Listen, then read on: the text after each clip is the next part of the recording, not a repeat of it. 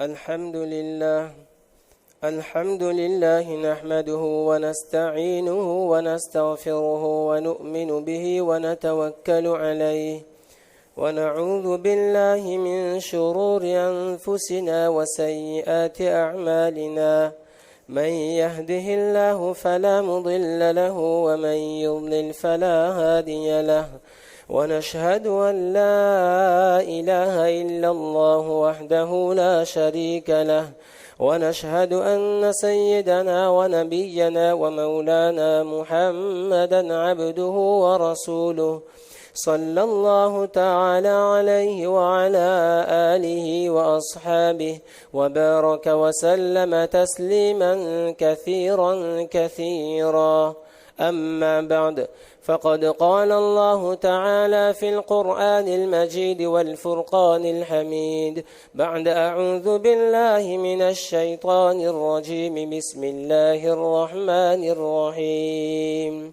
يا أيها الذين آمنوا اجتنبوا كثيرا من الظن إن بعض الظن إثم ولا تجسسوا إن بعض الظن إثم ولا تجسسوا ولا يغتب بعضكم بعضا أيحب أحدكم أن يأكل لحم أخيه ميتا فكرهتموه واتقوا الله إن الله تواب رحيم وقال النبي صلى الله عليه وسلم من ستر مسلما ستره الله في الدنيا والآخرة وفي رواية من ستر مسلما ستره الله يوم القيامة أو كما قال عليه الصلاة والسلام صدق الله المولانا العظيم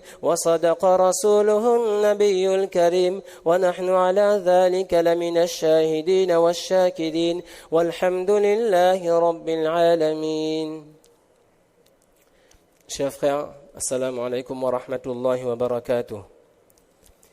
Toutes les louanges appartiennent à Allah subhanahu wa ta'ala, celui qui de par sa grâce nous accorde l'opportunité de cette rencontre dans ce premier dimanche, en ce début de Ramadan, et toujours le devoir pour le croyant de remercier Allah subhanahu wa ta'ala pour ses bienfaits illimités sur ses créatures. Je le rappelais à quelques frères que je vois ici. Alhamdulillah, nous avons de la part d'Allah subhanahu wa ta'ala cette grâce de vivre ce mois de Ramadan dans ce cadre idéal, ce que j'aime appeler ce Ramadan 5 étoiles, avec toutes les conditions optimales réunies pour que chacun de nous, on puisse passer le meilleur des mois. Quand on dit le meilleur des mois, c'est bien sûr la facilité qu'Allah nous accorde de ce climat, de cette structure, de ce cadre, de cette abondance de la subsistance, de cette baraka dont Allah subhanahu wa ta'ala nous comble. Ça, ce sont des éléments qui participent à ce cadre optimal. Le cadre optimal aussi pour que chacun de nous puissions comprendre et vivre ce mois de Ramadan avec son jeûne, avec ses salahs, avec son Coran, mais aussi de comprendre que ce mois de Ramadan, c'est un moyen pour nous, Inch'Allah, de nous élever spirituellement. Ce cadre idéal sur le côté logistique, technique, doit nous faciliter pour qu'on puisse avoir plus de temps, pour qu'on puisse mieux réfléchir à comment, Inch'Allah, on puisse passer ce mois de Ramadan spirituellement. Et comment, d'un côté, les efforts sont faits et déployés pour qu'au niveau de nos ibadat, eh bien, Inch'Allah, nous soyons abondants. Mais comment, également, dans ce qui est l'un des éléments les plus importants de notre dîn, eh bien, que le croyant puisse s'élever. Cet élément qui est tout simplement le akhlaq et le comportement. Rasulullah sallallahu alayhi wa sallam, l'un des buts et l'un des objectifs de sa mission, c'était venir nous enseigner les nobles caractères. Il le disait, Innama bu'ithtu li utammima salihal a'mal, rawahu Ahmad, que je n'ai été envoyé que pour parfaire les bons caractères, les nobles caractères, le bon comportement. Vous voyez, le bon comportement, mes frères, c'est un sujet qu'on entend tout le temps. C'est un sujet qu'on entend tout le temps. Je n'ai aucune prétention de vous apprendre cet après-midi quelque chose de nouveau. Mais notre problème, il n'est pas qu'on entende beaucoup ou bien qu'on le dise beaucoup. C'est que nous avançons vraiment très lentement sur le point de la pratique. Nous constatons que lorsque d'un côté, alhamdulillah, nous nous améliorons sur le plan de notre cadre, eh bien nous constatons que de l'autre côté, nous régressons sur tout simplement dans notre élévation spirituelle vis-à-vis d'Allah subhanahu wa ta'ala. Nous sommes mieux équipés, mais moins bons.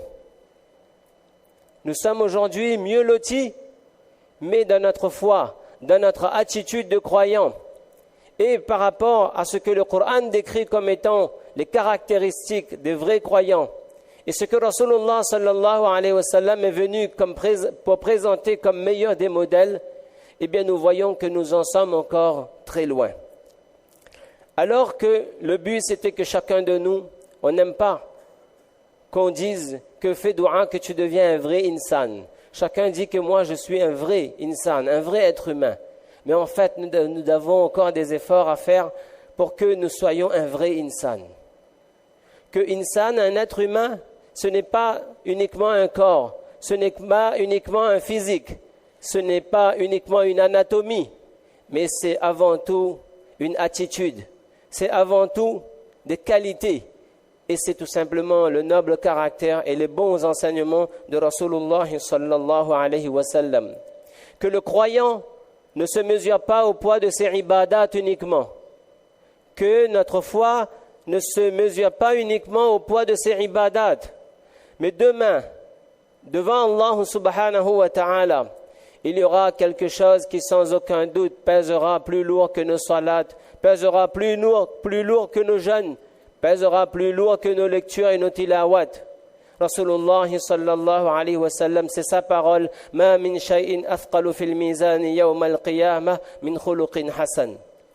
Il n'y a rien le jour du qiyamah qui pèsera plus lourd dans le plateau des bonnes actions que le bon comportement. Si aujourd'hui, en ce début de Ramadan, et c'est important mes frères, c'est aujourd'hui en ce début de Ramadan, chacun et chacune puisse comprendre juste cette réalité-là, que le mois de Ramadan, je ne vais pas le vivre juste à travers cette privation de nourriture et de boissons et ma salat de tarawih et mon Coran, mais qu'au-delà de ça, j'ai un effort à faire pour améliorer mon intérieur, eh bien, Inch'Allah, nous sommes sur la voie du succès. Et c'est bien que ce rappel, il arrive au début du Ramadan. C'est bien que ce rappel, il arrive au début du Ramadan. Lorsqu'Allah subhanahu wa ta'ala dit que le but de Ramadan, c'est la'allakum tattaqoun, comme vous l'avez tellement entendu ces derniers jours. Eh bien, la taqwa, ce n'est pas, la crainte d'Allah, ce n'est pas uniquement les ibadats.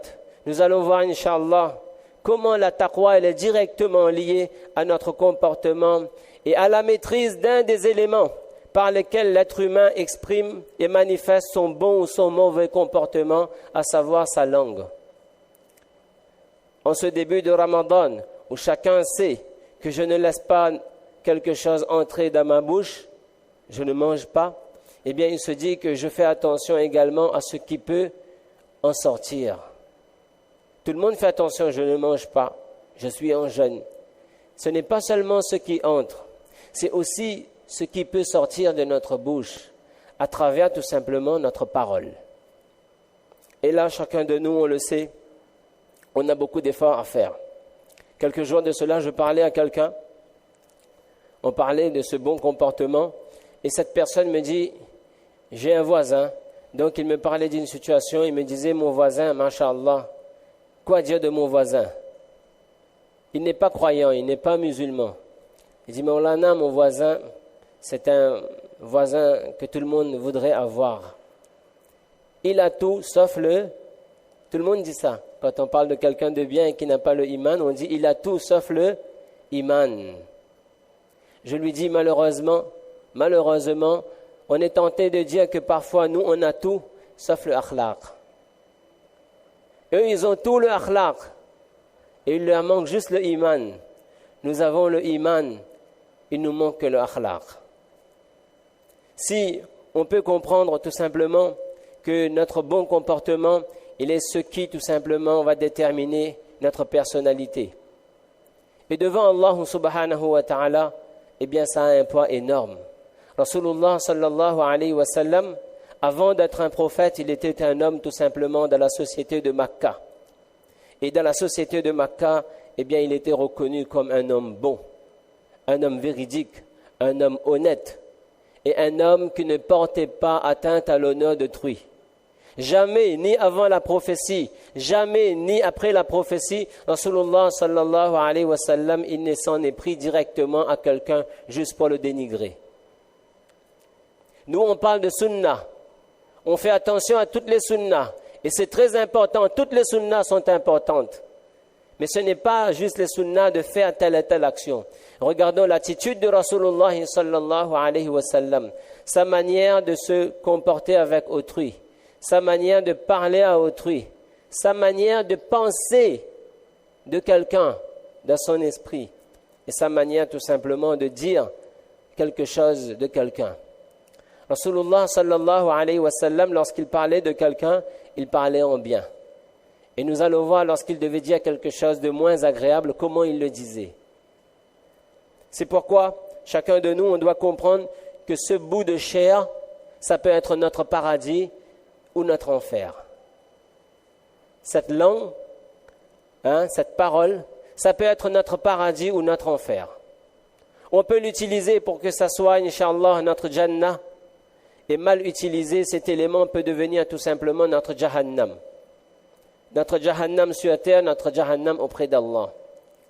Et vous savez, cette langue, elle est tellement délicate et sensible que le corps entier, notre corps entier, il a peur de la langue. إذا أصبح ابن آدم le matin, chaque matin, فإن الأعضاء كلها تكفر اللسان. Tous les membres de notre corps s'adressent à la langue chaque matin. C'est pour vous dire comment c'est un danger, comment c'est sensible et délicat. Tous les membres du corps s'adressent à la langue et les membres du corps lui disent ittaqillaha fina. Ô toi la langue, crains Allah en ce qui nous concerne. فَإِنِ اسْتَقَمْتَ اسْتَقَمْنَا وَإِنِ اعْوَجَجْتَ اعْوَجَجْنَا. Si toi tu restes droit, tu te comportes comme il faut, alors nous aussi nous serons épargnés. Et si tu tournes à droite et à gauche, si tu vas n'importe où et tu dis n'importe quoi, alors nous aussi nous sommes en danger. Tout repose sur ce morceau de chair qu'est la langue. Rasulullah sallallahu alayhi wa sallam, un jour, il parle aux compagnons radiyallahu anhum. Il y a Mu'adh radiyallahu anhu. Rasulullah sallallahu alayhi wa sallam parle des plus grandes notions qui soient. Il parle de l'islam, il parle du iman, il parle de la salah, il parle de la zakah, il parle du jeûne, il parle de la sadaqa, il parle même de tahajjud, wa salatul layl. Salatul rajuli fi jawfil layl, la salat de tahajjud, de toutes ces bonnes actions. Ensuite, Rasulullah sallallahu alayhi wa sallam, il dit, ô Mu'adh, est-ce que tu veux que je te dise quelle est la base de tout cela? Ala ukhbiruka bimilaki kulli dhalik. La base de tout cela, c'est quoi? Et fa'akhadha bilisanihi. Rasulullah sallallahu alayhi wa sallam, il a pris sa langue comme ça, il a montré à Mu'adh. Il a dit la base, c'est tout, c'est ça, c'est la langue. C'est ce que tu peux dire de ta bouche. Et là, Mu'adh radiyallahu anhu, qu'il dit quoi? Nous serons jugés pour ce que nous pouvons dire. Rasulullah sallallahu alayhi wa sallam qui dit Thakilatka ummuka ya Mu'adh. C'est une manière de dire que ta mère périsse. Ô Mu'adh, wa hal yakubbu an-nasa fi an-nari ala wujuhihim illa hasaidu alsinatihim. Ô Mu'adh, les gens ne tomberont-ils pas en enfer, face contre terre, le visage en avant, ils vont tomber en enfer. À cause de quoi? De ce qu'ils auront prononcé avec leur langue. la récolte de leur langue. Toutes les paroles qu'ils auront prononcées les feront précipiter dans le feu de l'enfer. Ça, c'est cette langue qui est si sensible et si délicate et dont nous avons tout simplement le devoir de maîtrise, et particulièrement durant ce mois de Ramadan. Si notre jeûne, si cette journée de jeûne qu'on a commencé par le sihri, qu'on a commencé par le tahajjud, qu'on a commencé par les du'as, qu'on a commencé par la salat de Fajr, on a commencé avec le Coran, la parole d'Allah, et on est en train de s'abstenir de manger et de boire pour Allah. Si durant cette journée on n'a pas compris que je fais attention à ce que je peux dire avec ma langue, je fais attention à ce que je peux prononcer contre quelqu'un, je fais attention au mal que je peux dire de quelqu'un, je fais attention à ne porter atteinte à l'honneur de quiconque. Si on n'a pas compris ça, mes frères, on n'a encore rien compris du jeûne de Ramadan. Les années s'écoulent et rien ne va changer. Notre privation de nourriture et de boisson ne nous apportera rien. Nos salats ne nous feront avancer aucunement. Notre lecture de Coran ne nous élèvera pas, tant qu'on n'aura pas appris qu'à côté de tout cela, avec toutes ces actions qui doivent continuer et augmenter, si à côté de cela on ne maîtrise pas notre parole. Mon frère, ma soeur, continue tes ibadat, augmente-les, vas-y, élève-toi. Mais à côté de ça, dis-toi que j'ai quelque chose, j'ai un champ très important à côté de cela, qui est celui du akhlaq, du bon comportement et de la maîtrise de ma parole, que je dois également faire attention. Rasulullah sallallahu alayhi wa sallam, il est venu nous rapporter, on l'a entendu, la médisance, mes frères, la maladie du siècle, de l'humanité de tous les temps. Quel plaisir malin le insan, l'être humain, il a de dire du mal d'autrui. Alors que le Coran, eh bien, il nous l'a décrit en des termes très sévères et très durs. On le connaît tous. On l'entend et encore. Mais malheureusement, ça ne disparaît pas. Lorsqu'on mange à table, eh bien, il faut qu'il y ait un petit accompagnement de ribat pour mieux faire descendre notre repas. Parce que c'est ça, la petite sauce, le petit piment qui met l'ambiance dans nos discussions. Parce que quand on dit du bien, c'est pas si intéressant. Il faut qu'il y ait un peu de mal. Et là, il y a de l'ambiance. On le dit des termes comme ça pour plaisanter, mais c'est une réalité. Chacun de nous, on sait combien on est coupable de ce péché. Et on ne peut s'élever vis-à-vis d'Allah tant qu'on n'élimine pas ce genre de mal de notre vie. Le verset que j'ai récité au début, Allah dit « Wala yartab ba'dukum ba'da » C'est une interdiction formelle de la part d'Allah, que les uns ne médisent pas les autres, que vous ne disiez pas du mal d'autrui. Cheikh Uthaymin, hafidhahullah, lorsqu'il fait le commentaire de ce verset, il dit Allah subhanahu wa ta'ala, dans ce verset, il a interdit la riba. Nahallahu anil riba. Thumma daraba lana mathalan yanfiru minhu kullu ahad. Ensuite, Allah subhanahu wa ta'ala, de cette médisance, il en a dressé un exemple dont tout le monde fuit. Allah ta'ala aurait pu nous décrire la médisance avec n'importe quelle image pour dire que c'est mal, que c'est mauvais. Mais il nous a donné un exemple et c'est sûr que tout le monde fuit. Tout le monde a la répulsion pour cette chose. Il a dit, ne médisez pas. Est-ce que l'un d'entre vous n'aimerait pas? Ayawaddu ahadukum an ya'kula lahma akhihi maytan fakarihtumu. Est-ce que vous aimeriez, l'un d'entre vous, vous aimeriez manger la chair de son frère maytan mort? Cheikh Nursi, il dit, ça veut dire, est-ce que vous aimeriez être des charognards?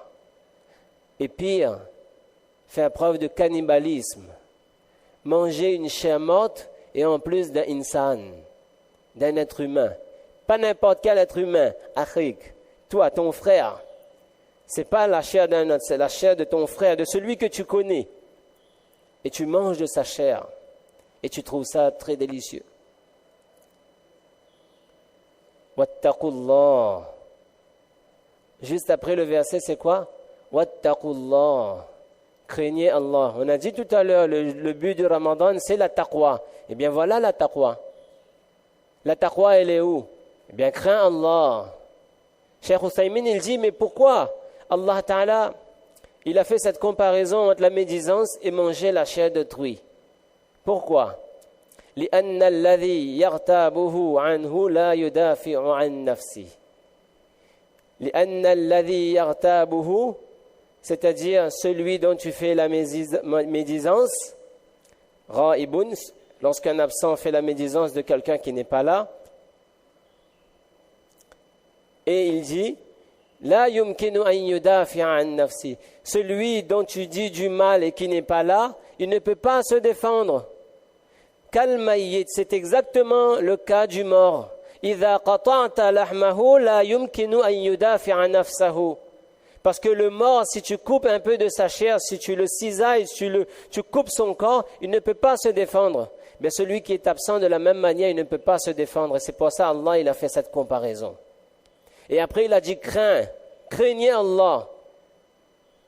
Et il dit que alladhina yartabuna an-nas lam yattaqullah. Ce verset, cette partie du verset qui dit craignez Allah, juste après avoir dit ne médisez pas, ça veut dire que ceux qui font la médisance, eh bien en réalité, ils ne craignent pas Allah.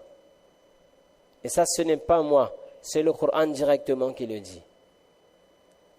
Ils ne craignent pas Allah, ceux qui disent du mal d'autrui. Qu'Allah subhanahu wa ta'ala nous fasse comprendre que ça c'est grave. Chacun de nous, on a une grande conscience du halal. Et c'est tout à notre honneur. Parce que le halal, c'est une exigence.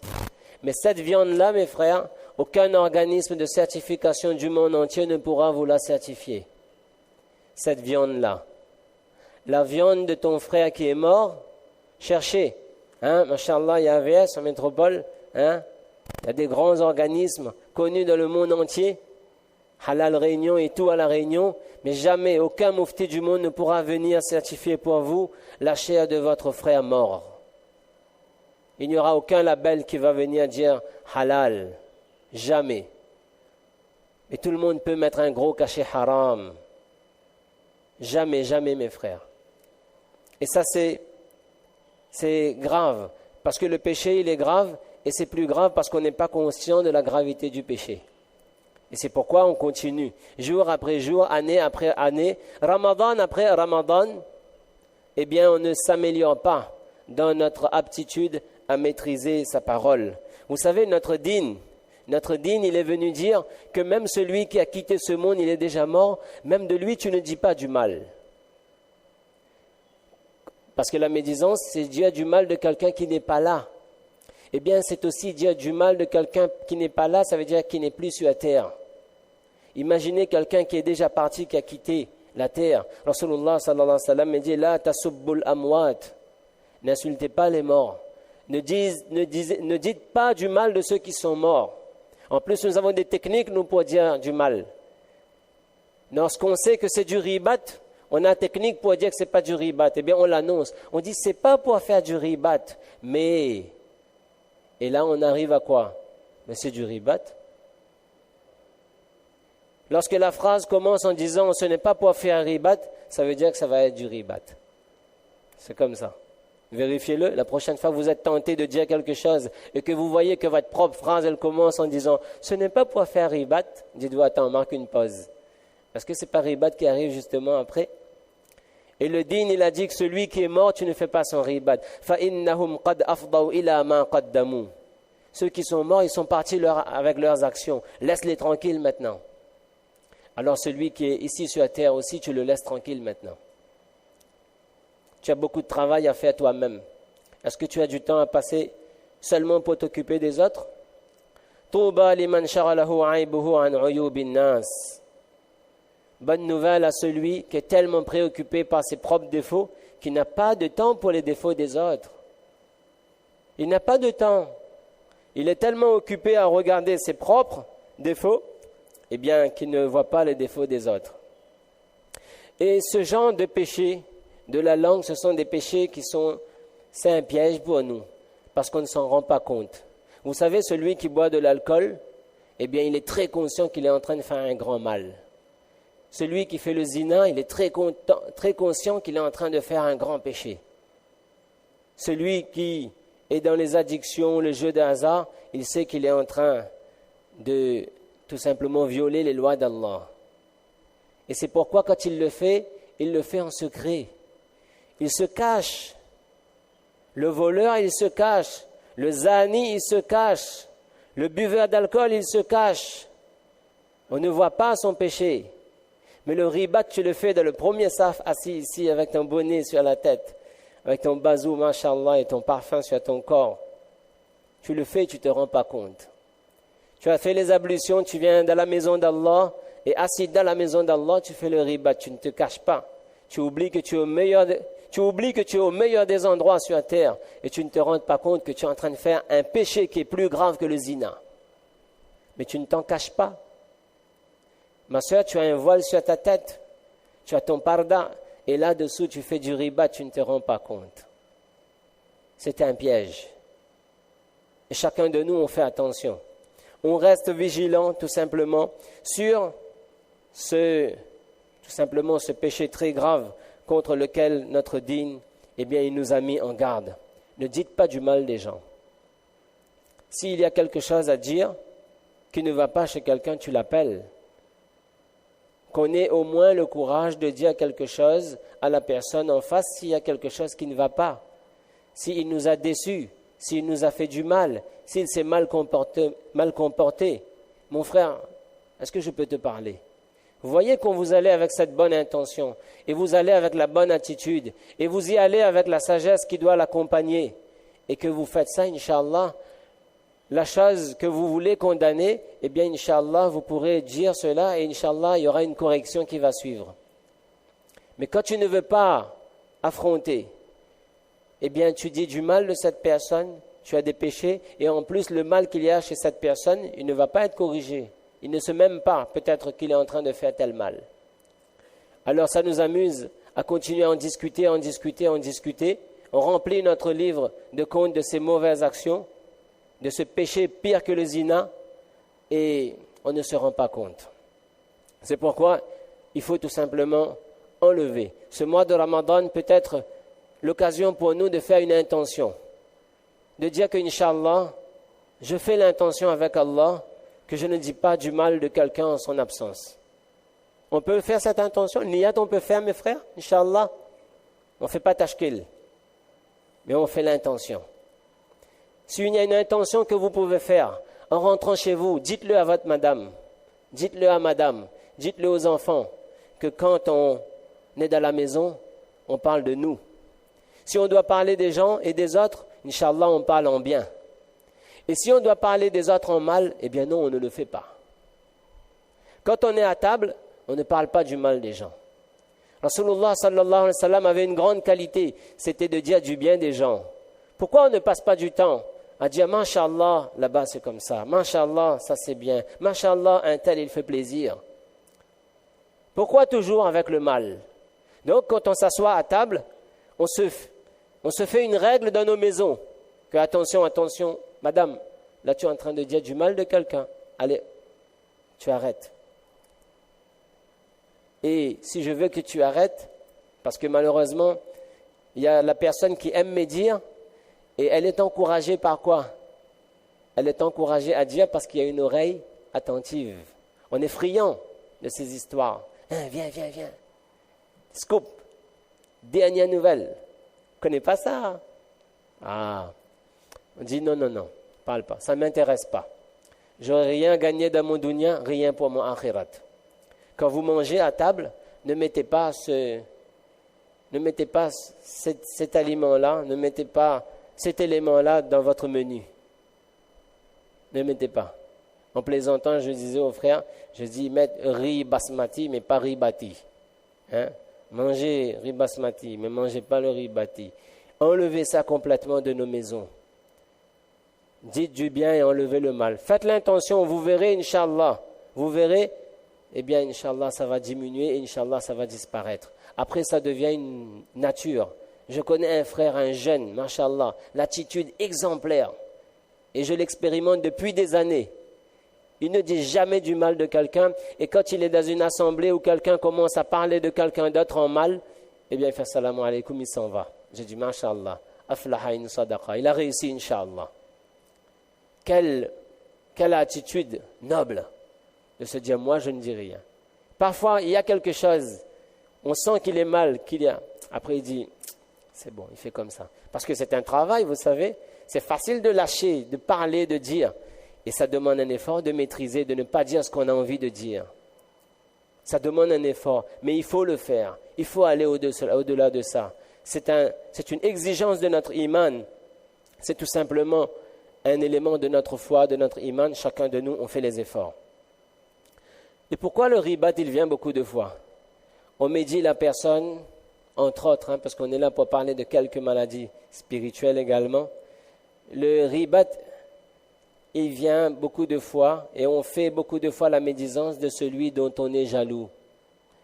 Souvent, quand on fait de la médisance, dans une famille, dans une entreprise, dans une société, dans une assemblée, dans une communauté, dans une association, eh bien, il y a quelqu'un dont on est jaloux.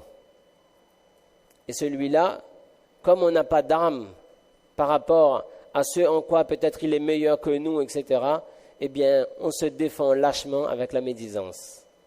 Et c'est pourquoi l'islam a demandé également que la jalousie ne fasse pas partie tout simplement des caractéristiques du croyant. Et le hasad et la jalousie, c'est quelque chose qui détruit les bonnes actions. Rasulullah sallallahu alayhi wa sallam, il a dit ya'kulul hasanat kama ta'kulun narul hatab, que la jalousie, ça mange les bonnes actions comme le feu, eh bien, il détruit, il consume le bois. Mettez du bois dans du feu, plus rien. Eh bien, la jalousie dans notre iman, ça détruit tout le reste. Et la jalousie, elle vient d'où? Elle vient d'une faiblesse de notre iman. Parce que celui qui a quelque chose qu'on n'a pas, c'est qui lui a donné, mes frères? C'est qui lui a donné? C'est Allah. Quand tu es jaloux, c'est une révolte indirecte à Allah subhanahu wa ta'ala. Am yahsuduna an-nasa ala ma atahumullahu min fadli. Est-ce que vous jalousez les gens par rapport à ce que Allah leur a donné de par sa grâce? Allah lui a donné. Pourquoi toi tu dors plus la nuit? C'est Allah qui lui a donné. C'est une grâce d'Allah. Tu veux pareil? Demande à Allah. Mais pourquoi tu veux que ça soit détruit pour lui? Laisse-le tranquille. Ce n'est pas une raison pour que toi tu ne dormes plus.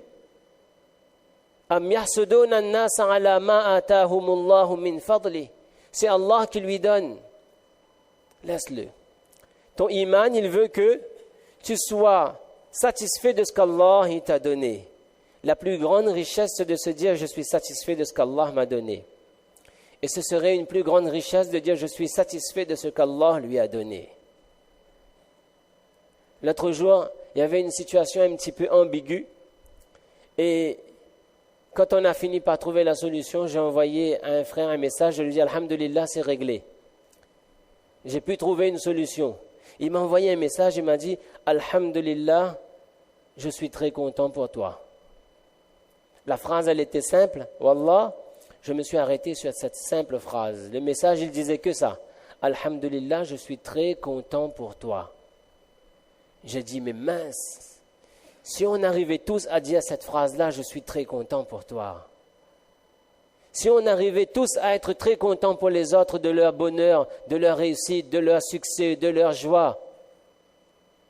Et c'était sincère, celui qui le disait. C'était sincère. C'était rempli de sincérité. J'ai dit, mais voilà le iman. Voilà le iman. Je suis très content pour toi. Et les munafiqin, le contraire du iman, c'est le nifaq, l'hypocrisie. L'hypocrisie, c'est quoi? In tamsaskum hasanatun tasuhum. Lorsqu'un bien t'atteint, eh bien ça leur fait mal. Tu as acheté une nouvelle voiture, tu es souriant, il y a quelqu'un qui pleure là-bas. Tu es joyeux, il est triste en regardant ta voiture passer. Le soir, tu pars au lit, sourire aux lèvres. Il se tourne, il se retourne. Minuit, 1h, 2h du matin, il n'arrive pas à dormir, le pauvre. Faiblesse du iman. Travaille ton iman et tu seras le plus heureux des gens. Ma sœur, travaille ton iman et tu seras la plus heureuse des femmes. Dors tranquille. Allah lui a donné. Demande à Allah, il te donnera aussi. C'est difficile d'être content. L'hypocrite, wa in tamsaskum hasanatun tasuhum wa in tusibukum sayyi'atun yafrahu biha. L'hypocrite, c'est lui, lorsqu'un mal t'atteint, il s'en réjouit. Lorsqu'il voit tes larmes, eh bien, il sourit. S'il est en face de toi, il n'arrive pas à sourire directement, mais en l'intérieur, dans son intérieur, il jubile. Il jubile, il est content.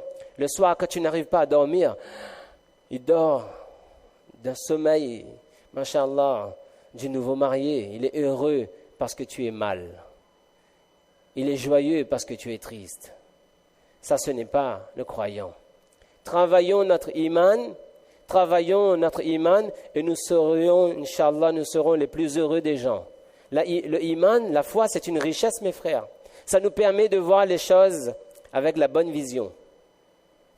Ça nous permet de voir les choses correctement. Et quand on voit les choses correctement, eh bien, ça donne une tranquillité au cœur. Et là, on dort tranquille. Là, on dort tranquille. J'ai un frère qui dit, Moulsab, avant j'avais une grosse voiture, mais quand je roule avec ma grosse voiture, tout le monde donne bas de doigt. Tout le monde donne ma bas de doigt, maudit à moi. Je dis, maintenant j'ai une petite voiture, machallah, tout le monde fait doigt pour moi. Je dis, regarde Bichara, il passe. Il dit, regarde, il fait pitié. Avant il avait une grosse, maintenant une petite. Je dis, là je me sens mieux. Les gens ils font doigt pour moi, ils ont pitié de moi. Avant je passais avec ma voiture et tout le monde me regardait avec des gros yeux et on sentait que ça brûlait à l'intérieur. Il faut rester tranquille, mes frères. Quand je parle, parfois, je fais un rappel, quand c'est la période de braderie commerciale, etc. Je dis aux commerçants, travaillez votre iman et vous dormirez tranquille. C'est une faiblesse de notre iman que lorsque nous, on vend un produit et qu'à l'autre bout de la ville, il y a un commerçant qui va ouvrir avec les mêmes marchandises que nous, alors on ne dort plus la nuit. Ah là là! Ah là là, c'est fini. Qu'est-ce qui va arriver de nous? On va mettre les clés sur la porte, comme ça. Mais tu as confiance en qui? En ton magasin? Tu as confiance en qui? Dans les clients? Ton pourvoyeur, c'est qui? C'est Allah Azza wa Jal. C'est Allah qui te nourrit. Parce que quelqu'un vend les mêmes marchandises que toi, à l'autre bout de la ville, tu ne dors plus. Dors tranquille. Tu ne vas obtenir ni 1 euro de plus, ni 1 euro de moins de ce que Allah t'a déjà destiné. Si tu as ce yaqin, si tu as cette conviction, eh bien tu ne vas pas t'en faire. Allah lui accordera sa subsistance telle qu'il l'a déjà prédestinée. Allah va te faire parvenir la tienne telle qu'il te l'a déjà prédestinée. Rien ne changera. Et je leur dis, allez dans les pays arabes et vous verrez dans les marchés, dans les souks, eh bien tous ceux qui vendent le même produit sont tous dans la même rue côte à côte. Je vends des épices à droite et à gauche, du début de la rue jusqu'à la fin et dans la rangée d'en face, tout le monde vend le même produit. Et à chacun, Allah fait parvenir sa subsistance. Et chacun, il a un iman, subhanallah. Regardez, vous êtes parti Umrah ailleurs, vous avez visité des pays. Quelle fraternité entre les commerçants. Celui qui dit, vous verse un qamis, quelle taille vous voulez? 58, attendez, on n'a pas, mais attendez, j'arrive. Où est-ce qu'il va? Il va chez le commerçant d'à côté pour prendre. Et il va vous le vendre. Et ils s'arrangent entre eux. Pas de souci. Parfois, le commerçant d'à côté, il est absent. Un client vient. Eh bien, celui-là ne dit pas, viens ici. Non, c'est lui qui va là-bas. Le vendeur d'ici devient le vendeur de là-bas. Il vend la marchandise, il prend l'argent, il met dans la caisse, après il retourne dans son stand à lui. Subhanallah. Quelle tranquillité, quel bonheur. Lisez Mohammed Assad Léopold Weiss, il le décrit dans ses livres, ce qu'il a vu dans les pays arabes lorsqu'il a voyagé. Et la force de ce iman chez les Arabes, qui lui a donné un bonheur inimaginable. Chacun de nous, on doit travailler cela. Et jamais, jamais être jaloux. Et surtout, lorsqu'il y a de la jalousie, ne jamais faire le pas d'après, c'est-à-dire vouloir du mal et faire du mal à celui dont on est jaloux. Jamais. Et on n'a pas l'occasion de détailler tout ce que l'on veut, mais je raconte juste un petit incident. C'est pour dire comment chacun de nous, on doit être conscient que c'est dangereux ce que nous sommes en train de faire. C'est dangereux ce que nous sommes en train de vivre. Et la communauté ne pourra jamais avancer tant que ces choses ne seront pas réglées. Un frère, il cogne chez moi, il m'appelle un jour. Il dit, Maulana, je suis dans ma cour en train de faire un peu de nettoyage et j'ai trouvé un petit paquet. Est-ce que vous pouvez venir voir un petit coup? Parce que j'ai l'impression en tout cas que ce n'est pas quelque chose de bon. Je lui dis, attends, je viens. Et ensuite, on y va. Il dit, regarde, derrière des choses, vous savez, dans les cours, des fois, on laisse des choses qui sont vieilles, qui tombent, qui restent là, qui traînent. Dans un coin complètement bien caché, un petit paquet. Et je lui dis, effectivement, tu avais raison, il n'y a pas de doute, c'est bien ça. C'est quoi? Eh bien, c'est une sorcellerie.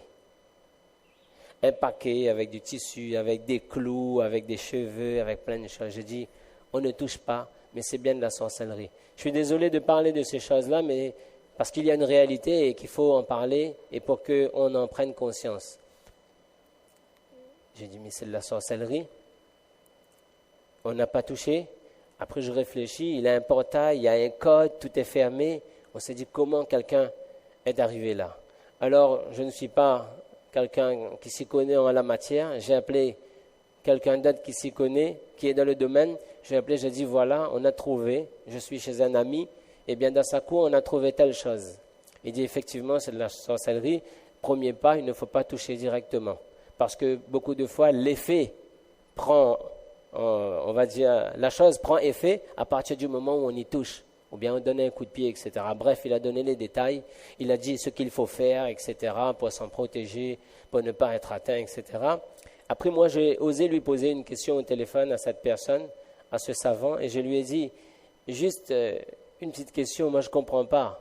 Comment c'est possible que quelqu'un puisse faire ça?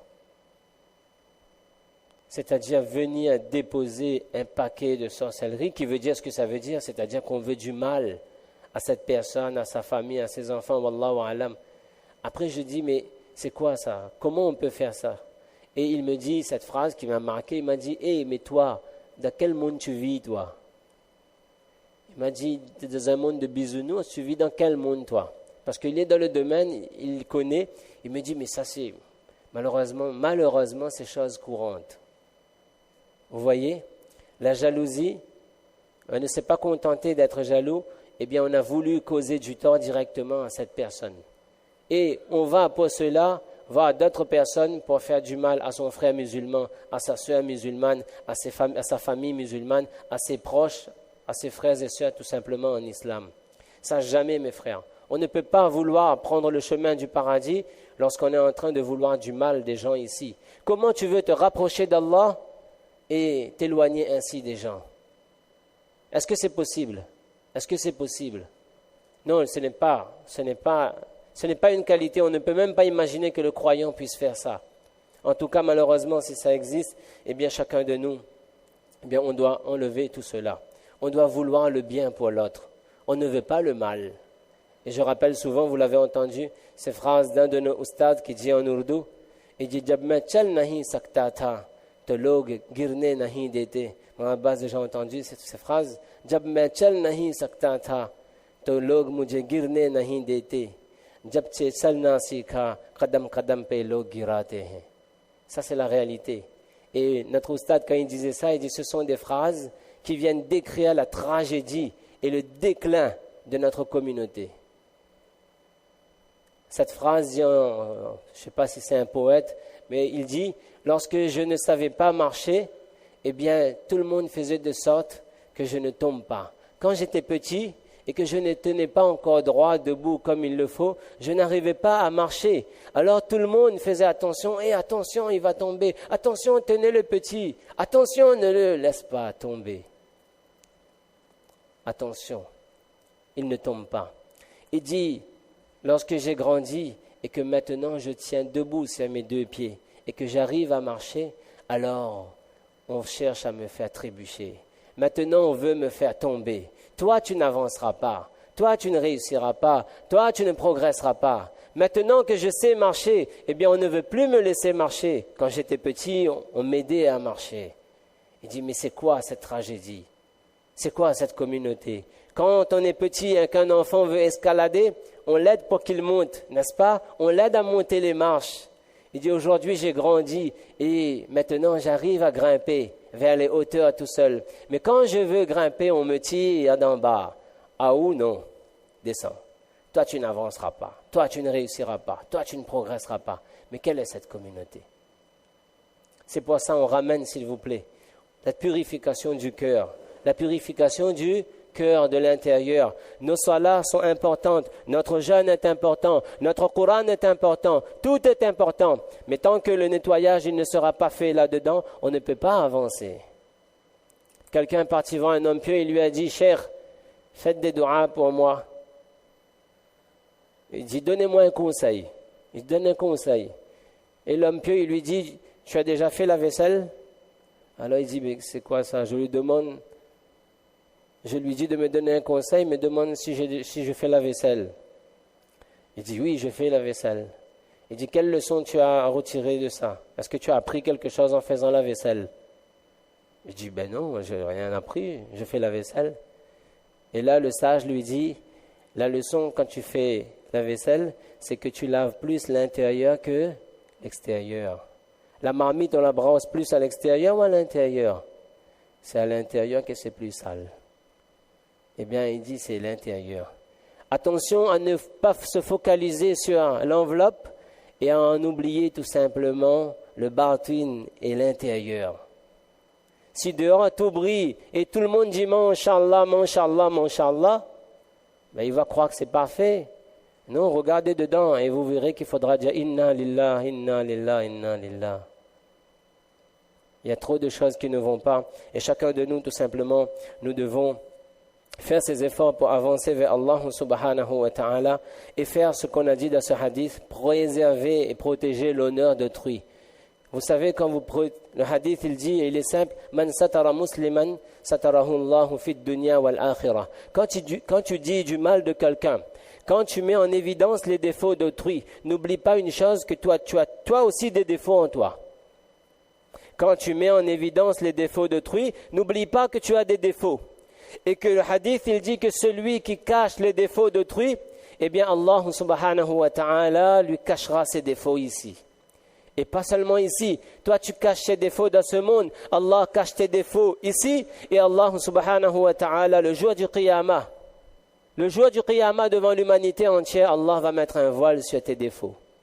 Parce que tu as caché les défauts de quelqu'un. Et attention parce que ça marche dans l'autre sens. Man tatabba'a awrata akhi, tatabba'a Allahu awratahu. Parce que quand tu caches, Allah il cache. Mais quand tu es là, tu passes tes journées et tes nuits à chercher les défauts de ton prochain. Lui, il est comme ça, l'autre, il est comme ça, l'autre, il fait comme ça. Attention, quand toi, tu cherches les défauts d'autrui, Allah Ta'ala, c'est lui qui cherche tes défauts. Tatabba'a Allahu awratahu. Allah, il est après toi maintenant. Tu es après les autres, eh bien Allah s'occupe de toi. وَمَنْ تَتَبَّعَ اللَّهُ عَوْرَتَهُ فَضَحَهُ وَلَوْ فِي بَيْتِ أُمِّهِ. Attention, quand Allah, il est après quelqu'un, Allah va le déshonorer jusqu'à dans la maison de sa mère. Dans son propre foyer, il sera déshonoré. Attention. La bonne attitude et le mauvais comportement, les deux sont des boomerangs. Quand tu lances, il y a toujours un retour. Quand tu es bon, la bonté, elle te revient. Et quand tu es mauvais, eh bien le mal te revient aussi. Et en plus, le mal, il te revient en puissance. Parce que maintenant, c'est plus l'autre qui est contre toi uniquement, c'est Allah qui est contre toi. Et quand tu es bon, eh bien, c'est Allah qui est avec toi. C'est pourquoi on travaille. Rasulullah sallallahu alayhi wa sallam, parfois, il arrivait qu'il voyait des choses qui n'étaient pas correctes. Et il avait à dire des choses. Il voyait, il était là pour corriger l'humanité. Mais quand il montait sur le mimbar, il ne disait jamais pourquoi un tel a fait comme ça.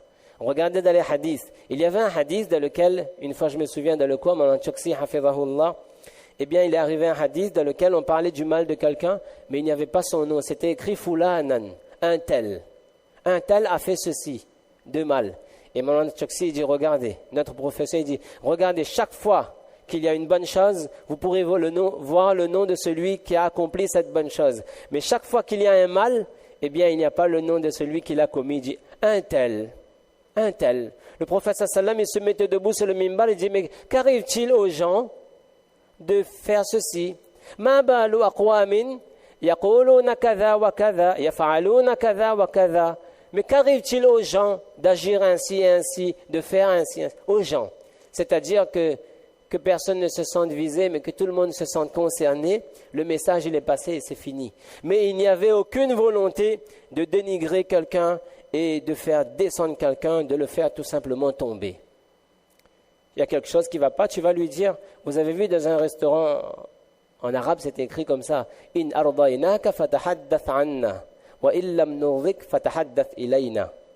Il dit, si tu as été satisfait, si tu es venu manger chez nous, tu étais content, alors parle de nous, comme dit en créole, allez dis partout. C'était bon, allez dis partout. Et il dit, si vous n'avez pas été satisfait, fatahaddath ilayna, venez nous le dire à nous. Allez pas dire partout. Donc quand c'est bon, dites-le, faites la publicité pour votre frère, dites du bien de votre frère, mais le mal, n'allez pas dire aux autres, allez lui dire à lui, et Inch'Allah, le problème sera résolu, le mal sera corrigé. Donc on cache les défauts. Ibn Qudama, rahimahullah, et on va rapidement terminer, Inch'Allah, il écrit dans un de ses livres, Kitab al-Tawabin, un incident très simple, mais ce sont autant de choses que je fais défiler pour que l'on prenne conscience. Au temps de Moussa alayhi salam, il y a une sécheresse. Moussa alayhi salam, il prend son peuple avec lui et ils vont faire dua. Ils vont faire dua pour demander à Allah la pluie. Mais au moment où ils demandent, la pluie n'arrive pas et une voix qui leur dit, de la part d'Allah, qu'il y a parmi vous un pécheur. Quelqu'un qui ne délaisse aucun péché, qui saute sur tout ce qui bouge. Eh bien, tant que lui, il est dans votre assemblée, la pluie ne peut pas tomber. Alors Moussa alayhi salam, il s'adresse à son peuple, il leur fait une annonce et il dit, il y a une personne parmi vous ici qui fait barrage à la miséricorde d'Allah. Il y a un obstacle à la pluie, que cette personne sorte de l'assemblée. Subhanallah. Effectivement, la personne était là. Dans les textes, il est dit que cette personne, à ce moment-là, eh bien, elle a eu un remords sincère. Elle a eu peur de l'humiliation générale devant tout le monde. Elle s'est adressée dans son cœur à Allah. Elle a dit, Allah, je fais l'intention sincère de ne plus retourner vers le mal. Je fais tauba ici, tout de suite, cache. Aussitôt qu'il fait tauba, la pluie commence à tomber. Et Moussa alayhi salam qui est étonné, qui est content, la pluie tombe. Mais étonné, il s'adresse à Allah et dit, Allah, tu m'as dit qu'il y a un pécheur qui fait obstacle, mais il n'est pas encore sorti du groupe, la pluie tombe déjà. Allah lui dit, la personne concernée a déjà fait tauba, elle s'est repentie. Alors Moussa alayhi salam, il dit, ce que chacun de nous, nous sommes tous assis là, on dit, mais qui ça il est? Mais ce serait bien, comme ça, juste pour savoir, comme ça. On dormira plus tranquille. C'est qui? Allah Ta'ala lui envoie cette réponse. Il dit satartuhu wa huwa asfin fa kayfa la asturuhu wa qad taba ilayya. Il dit je l'avais caché, c'est-à-dire vous ne connaissiez pas qui c'était. J'avais caché ce péché alors qu'il était désobéissant. Comment veux-tu, ô Moussa, que je le dévoile alors qu'il vient maintenant de se repentir? Il a fait tauba, maintenant tu veux que je te dise? Non, ça ne se dira pas. Et Moussa alayhi salam a compris. On cache les défauts de manière très simple. Regardez un exemple qui n'est pas forcément si agréable, mais il y a une assemblée, Omar radiallahu anhu avec des compagnons. Vous avez entendu maintes fois. L'assemblée est là, il y a une personne tout à fait naturelle, elle a laissé échapper un gaz. Omar radiallahu anhu, il a compris, il a dit que la personne dont le wuzu s'est rompu, qu'elle aille faire le wuzu. Il y avait dans l'assemblée Jarir ibn Abdullah radiyallahu anhu, un autre compagnon. Et il dit à Omar radiyallahu anhu, il dit, pourquoi on ne ferait pas tous le wuzu? Ayatawadda'u kulluna. Pourquoi nous tous on n'irait pas, nous tous on ne partirait pas pour faire wuzu? Et là, c'est écrit dans le riwayat que Omar radiallahu anhu était très content de cette remarque de Jarir ibn Abdullah radiallahu anhu. Dit, mais, mashallah, quelle intelligence. Parce que tout le monde qui va faire wuzu, ça veut dire on ne sait pas, parce que c'est toujours une petite gêne pour celui dont le wuzu est cassé. Même s'il n'y a rien de plus naturel. Mais il est parti, et Omar radiallahu anhu, il a vanté Jarir ibn Abdullah. Il dit, tu étais un maître lorsque tu n'étais pas encore musulman, et tu restes un maître même dans l'islam, en croyant. Vous voyez, tout simplement cette petite pensée de se dire, comment je peux faire dans les petites choses de la vie, de toujours mettre un voile sur les péchés de l'autre. Et aussi de ne pas donner l'occasion à d'autres de penser du mal de moi. J'ai vu un masla fiqhi, ça peut, Inch'Allah, confirmer, dans Ahsanul Fatawa, dans d'autres kitabs de fiqh hanafite, c'est écrit, quand j'ai regardé ça, je dis, mais qu'est-ce que notre dîn, il est beau. Qu'est-ce que notre religion, elle est belle. Il dit, si quelqu'un a manqué ses 3 witars wajib, vous savez que les 3 witars wajib, quand on les manque, il faut refaire qaza, il faut rattraper. C'est comme une salat farz, ça ne saute pas, il faut rattraper. Il dit que s'il arrive à quelqu'un de rattraper par exemple les 3 witars de hier soir aujourd'hui, dans la journée, dans la masjid, et que dans la 3e rakat, vous savez qu'il faut lever les mains pour lire dua qunut. Il dit, si cette personne, pour ne pas donner l'occasion aux autres de penser du mal, parce que quand on va lever les mains dans la 3e rakat, il dit, ah, tu en rattrapes une affaire là. Oui. C'est incroyable, regardez comment les règles juridiques s'adaptent à la bonne conduite et au noble caractère. La règle juridique, elle dit que dans ce cas, vous ne levez pas les mains. Après Alhamdou et Surat, vous lisez directement sans lever les mains, vous lisez le dua qunut pour que personne ne se doute que vous avez les mains et que vous êtes en train de rattraper les 3 witars de hier soir. Subhanallah. Subhanallah. Le dîn, il a arrangé tout ça pour nous. Et est-ce qu'on fait honneur à ce dîn lorsqu'on agit tout simplement de cette manière complètement opposée en dévoilant ce qu'Allah subhanahu wa ta'ala il a caché. C'est pourquoi, chers frères, apprendre à se maîtriser, à maîtriser notre langue, à savoir, Inch'Allah, durant ce mois, pas de médisance, pas de pensée du mal. Inch'Allah, on ne porte pas atteinte à l'honneur d'autrui. Vous savez, hein, Ibn Omar radiallahu anhu, il regarde la Kaaba et dit, la Kaaba, comment tu es sacré, mais l'honneur du musulman est plus sacré que toi. Vous voyez, nous on pense que la Kaaba, mashallah, tout le monde a les larmes aux yeux. Ah, mashallah, je suis devant la Kaaba. Et l'honneur de ton frère, il est plus sacré, mais tu n'en es pas conscient. Tu n'en es pas conscient. Pour être un vrai croyant, on n'a pas besoin d'aller forcément jusqu'à Makka et Madina, mes frères. En restant ici, Inch'Allah, vous pouvez être le meilleur et la meilleure des croyants et des croyantes. Mais il faut emmener en nous l'attitude qui a fait tout simplement la noblesse de l'islam, qui a fait tout simplement la grandeur de Rasulullah sallallahu alayhi wa sallam, de faire preuve de pardon. Ce mois de Ramadan, nous espérons tous le pardon d'Allah. Mais est-ce que nous sommes prêts à pardonner notre frère, notre sœur qui nous a causé du tort? Est-ce que nous sommes prêts à faire un petit effort au moment où chaque jour on dit « Oh Allah, pardonne-moi, pardonne-moi, pardonne-moi » mais quand on te dit « Viens pardonner ton frère », il dit « Non, lui je ne le pardonne pas ». Rasulullah sallam n'a jamais dit « On se retrouvera au jour du Qiyamah ». Il n'a jamais prononcé ça. Il n'a jamais promis à quelqu'un un règlement compte dans la cour d'Allah. Il a pardonné. « La tathriba alaykumul yawm » à ceux qui lui ont fait le pire des torts, à ceux qui lui ont infligé les pires des souffrances, les pires des persécutions, il leur a dit aucun reproche ne vous est fait. Yaghfirullahu lakum, qu'Allah il vous pardonne. Quelle grandeur, quelle noblesse. Eh bien, Rasulullah sallallahu alayhi wa sallam n'a jamais donné rendez-vous dans le Qiyamah. Pardonnez mes frères, la vie elle est courte. La vie elle est courte. Pour un bien insignifiant de ce monde, on est en train de se couper les relations. On se croise, on vient dans la maison d'Allah et on n'est pas capable de faire salam à son frère. Mais tu vas vers qui? Vers Allah. Tu vas vers Allah, fais salam à ton frère d'abord. Après tu vas vers Allah. Ça ne sert à rien de te mettre face à la Kaaba et de lever les mains en disant « Oh Allah, je t'aime », mais tu n'es pas capable d'aimer ton frère qui est à côté de toi. C'est aussi simple que ça. Et c'est ça le iman, et c'est ça la foi. Et c'est ce que nous devons travailler tout simplement.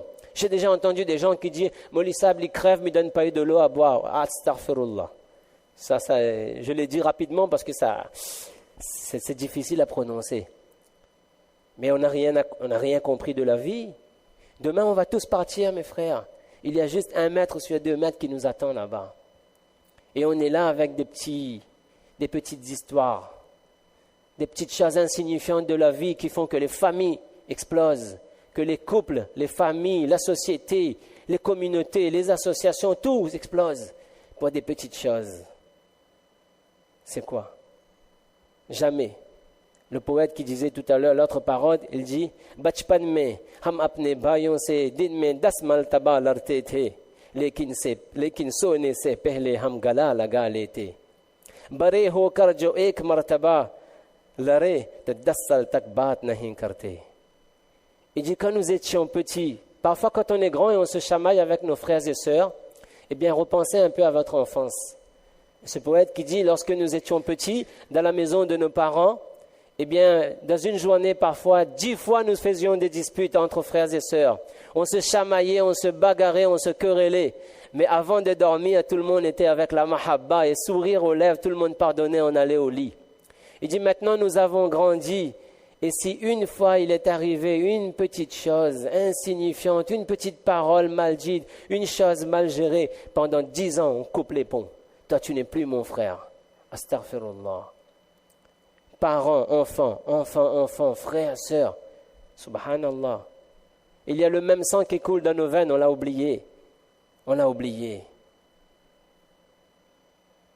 Il dit Abtona darin danse na haywanon se balke insanon se dar lagtahe. Il dit aujourd'hui on n'a plus peur des animaux féroces, on n'a plus peur des loups et des lions. L'être humain, il a peur de l'être humain. S'il y a un lion, il dit peut-être je pourrais faire face. S'il y a un animal féroce, il dit « Montre-moi, il est où ?» Mais il dit à ton frère qui vient là-bas, il dit « Non, attends, je change de trottoir. » Subhanallah. Ça, c'est la réalité. Et chacun de nous, on médite sur cette réalité et de se dire tout simplement que nous avons un devoir vis-à-vis de ceux qui nous entourent. Une des grandes qualités de faire pardon. Est-ce que c'est difficile? Oui, c'est difficile. Mais est-ce qu'on peut le faire? Oui, on peut le faire. Dites « Je te pardonne. » Pour Allah. Je te pardonne pour Allah. Wal ya'fu wal yasfahu. Le Coran dit pardonner. Wal yasfahu, vous savez qu'est-ce que ça veut dire wal yasfahu? Pardonner. Mais dans ce wal yasfahu, certains savants disent il y a le mot safha. Safha, ça veut dire la page. Ça veut dire pardonne et tourne la page. Pour Allah. Un frère est venu m'exposer une situation, il dit comment je dois faire? Je dis pardonne pour Allah. Et je lui dis c'est simple. Rasulullah sallallahu alayhi wa sallam, il a dit Ana za'imun, c'est pas ma promesse, c'est pas la promesse de n'importe qui d'entre nous, c'est la parole du meilleur des hommes sallallahu alayhi wa sallam. Il a dit Ana za'imun bi baytin fi rabadil jannah liman taraka mira'an wa in kana muhiqqan. À celui qui aura, Inch'Allah, fait le pas de pardonner quelqu'un, même s'il a raison. Vous savez, quand on a raison, c'est pas facile de pardonner. C'est pas facile. Mais autant c'est difficile, eh bien autant la récompense, elle est grande auprès d'Allah. Le prophète sallallahu alayhi wa sallam, il dit, moi je donne la garantie d'une demeure au paradis pour celui qui délaisse une querelle, même s'il a raison. Pour Allah, tu mets de côté, tu dis, allez, c'est fini. Quoi, quelques milliers? Quoi, quelques centimètres de terrain? Quoi, tel petit bien éphémère, insignifiant, dérisoire, méprisant de ce monde? Je vais sacrifier ce qu'il y a de plus important, la mahabbat, l'amitié, l'amour dans un couple, l'amour dans une famille, l'amour dans une communauté. Jamais. Ce sont des choses qui ne peuvent pas être sacrifiées pour des biens dérisoires de ce monde. Élevons-nous. Réglons les problèmes de manière sage et chacun fait un petit pas pour qu'Inch'Allah les choses s'améliorent. Pour Allah subhanahu wa ta'ala, la tamhul mahabbah li ajli al-khati'ah, walakin umhul khati'ah litastamirra al-mahabbah. N'effacez pas la faute. N'effacez pas l'amitié à cause d'une faute, mais effacez la faute pour que l'amitié elle continue. Qu'Allah subhanahu wa ta'ala il nous permette Inch'Allah de comprendre ces quelques paroles. Je croyais que le temps passerait moins vite. Mashallah, c'est barakat de Ramadan. Et on va quand même s'arrêter là pour que chacun de nous, Inch'Allah, ait le temps, Inch'Allah, déjà de digérer ça, de comprendre ça et de faire, Inch'Allah, de sorte que là, premier dimanche, deuxième jour de Ramadan, Inch'Allah, pour les jours qui restent de ce mois de Ramadan et pour, Inch'Allah, la petite vie courte qui nous reste. Allah sait combien de Ramadan il nous reste. Demain, on va retourner à lui. Si on peut faire l'effort, Inch'Allah, d'être meilleur dans nos ibadat et d'être, Inch'Allah, meilleur tout simplement dans nos akhlaq, notre comportement pour Allah subhanahu wa ta'ala. Le changement, je terminerai là-dessus, le changement, c'est maintenant. Jazakumullahu khaira wa akhiru da'wana anil hamdulillahi rabbil alamin subhanallah bihamdihi subhanakallahumma wa bihamdika wa nashhadu an la ilaha illa anta wa nastaghfiruka wa natubu ilayk subhana rabbika rabbil izzati amma yasifun salamun ala al mursalin walhamdulillahi rabbil alamin.